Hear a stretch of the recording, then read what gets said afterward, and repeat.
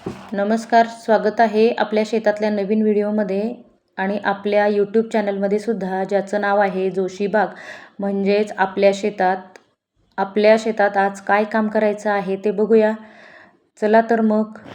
हे आहे आपलं फार्म हाऊस. त्या फार्म हाऊसच्या बाजूला कृष्णकमळ आहे, त्यामध्ये छान अशी फुलं आलेली आहेत बघा. त्यानंतर इथे केळीची झाडं पण छान मोठी आलेली आहेत. आत्ताच पाऊस होऊन गेलेला आहे.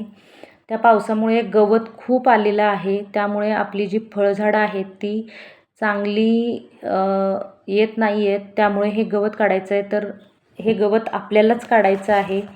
म्हणून इथे स्वतः काम करायचं आहे. बघा, बाहेर जिमला पैसे घालण्यापेक्षा आपल्या हक्काच्या छोट्या का होईना शेतात आपण काम करतानाचा वेगळा अनुभव येतो. त्यामुळं आम्ही इथे गवत काढत आहोत. तर गवत काढून झाल्यानंतरचा परिसर हा असा आहे बघा. इथे छान असा सुंदर परिसर दिसत आहे.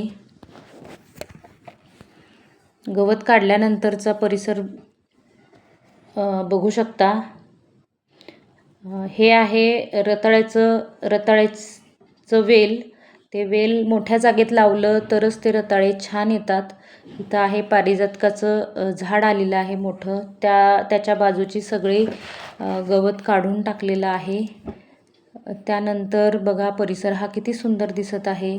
आपल्याच शेतामध्ये आपण काम केल्यानंतरचा अनुभव तुम्ही सांगा, किती छान असणार आहे.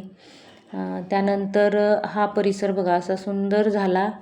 आता त्यानंतर आपल्याला आपली जी झाडं लावलेली आहेत त्याला पोषक द्रव्य असं द्यायचं आहे.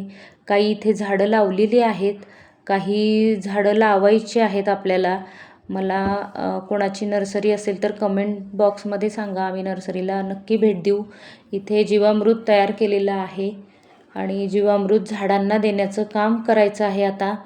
तर बघा, इथे जीवामृत आहे, यामध्ये पाणी घालून आपल्या जी झाडं लावलेली आहेत त्या झाडांना द्यायचं आहे. कारण जे अनावश्यक गवत होतं ते काढून झालेलं आहे. तर हे जीवामृत तयार झालेलं आहे. त्यानंतर एका कॅनमध्ये घेऊन हे जीवामृत एकेका झाडांना देण्याचं काम इथे चालू आहे. किती कष्ट आहे, ही झाडं वाढवण्यासाठी किती कष्ट करावे लागतात. शेतकरी तर सगळ्यांसाठी पिकवतोच, पण आपण आपल्या घरापुरतं जरी पिकवलं तरी ते समाधान वेगळंच आहे. तरी सगळ्यांनी आपण हा प्रयत्न करावा. त्यानंतर आम्ही इथे कणसं भाजलेली आहेत. त्यानंतर मस्त असा वाफाळता चहा देखील घेतलेला आहे. तर तुम्हाला व्हिडिओ आवडला असेल तर लाईक, शेअर, सबस्क्राईब करायला विसरू नका. धन्यवाद.